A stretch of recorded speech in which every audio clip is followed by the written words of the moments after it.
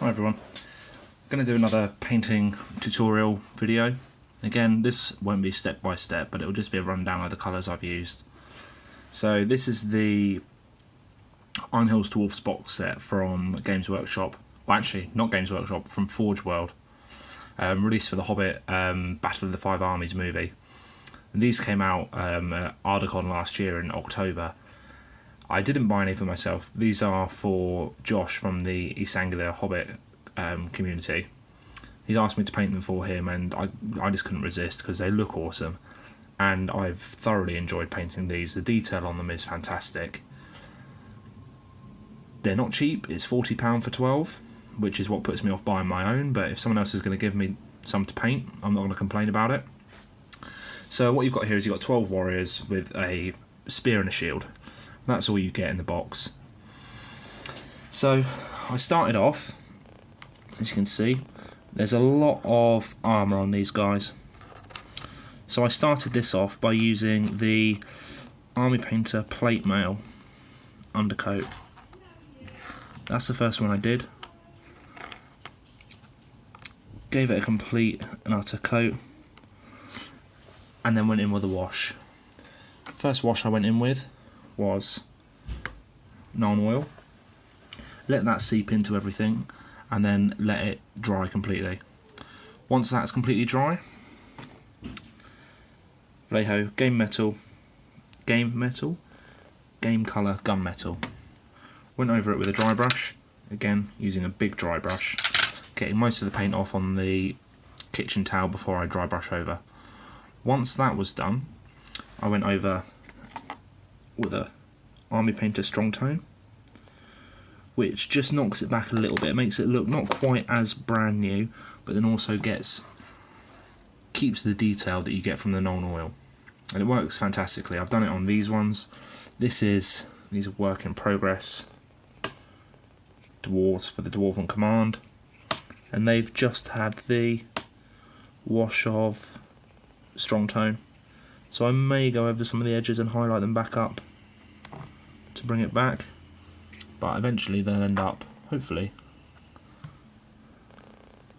like this. The army you can see on the top there, with the pig. This is for Dane Ironfoot. I'll bring him over in a second so you can have a look. That's about 90% of the painting done, to be honest. After that, it was a case of, I painted these without putting them together. I didn't glue them together until right at the last minute, simply because if you do, you cannot get into the face. So after that was done, first thing I did was face, cadmium flesh colour, flesh wash, highlight again with the cadmium skin, and then an extreme high edge highlight with the light fresh. With these there's not a lot to do, so really it's just basically the top of each cheek and maybe a lip at the bottom poking through the beard. Once they were done, I used dark red. Where's my trusty dark red gone? It's Scarlet Red from the game colour range. Each of them got a Scarlet Red lining for the bottom of their armour here. Actually no, this was Cavalry Brown. This was Cavalry Brown, which is this one, which is a little bit more brown than red. Several different colours. Hair, got grey, blonde, even a couple of gingers in there, just for variety. After that was done, and after I'd based all the colours, there's a chocolate brown in for his legs. After I'd based all the colours, I gave the areas which hadn't already been washed a wash of Strong Tone. What I've started doing now is I've started basing all the colours. So I'll base coat the armour, give it a non-oil wash, dry brush it, paint the base colours, and then go over again in Strong Tone. I then go and highlight with the red. I just highlighted once, Cavalry Brown only once again. At this point I added the gold and lightened I just used the regular Vallejo gold, game colour polished gold it's called, and lightened it to a highlight with a little bit of silver. The spears were just a mix of black and chocolate gold. Chocolate gold? That sounds good. Chocolate brown, which is here, and then highlighted up. I think I may have added a little bit of mahogany brown at some point for that. Maybe, I don't know, can't remember.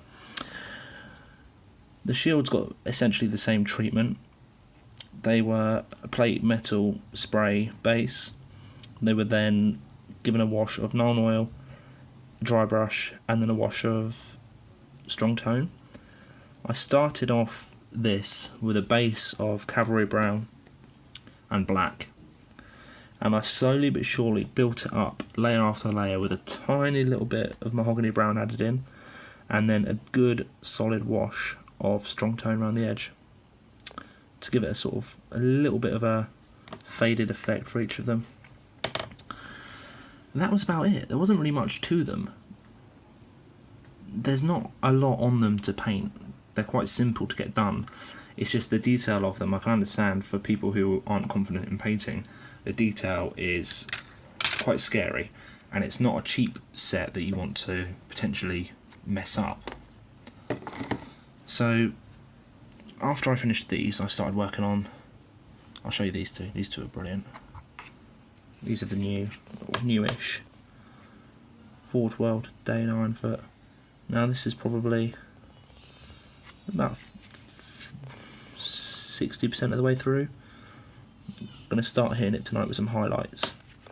First up will be dry brushes on the cloak, turning the hair from a brown there to a orange, and then brightening the reds.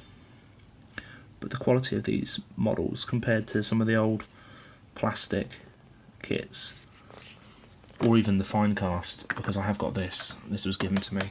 This is a fine cast Thrall, King Under the Mountain.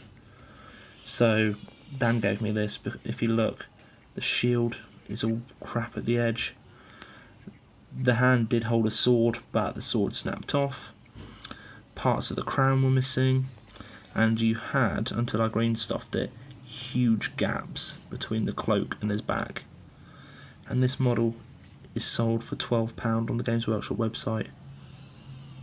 I mean, fine, you might get one good one, but how many bad ones do you have to get before the good one is actually worth the £12? But it's a little bit of a whinge out of the way, but you don't get that problem with the Forge World. The Forge World is perfection. These things are absolutely flawless with barely a mould line on them at all. So yeah, oh, there's this as well. Halfway through doing this, but this is the banner. Iron Hills banner. I love these things. I might end up buying some for myself. We'll see. Okay, and thanks for watching. Bye.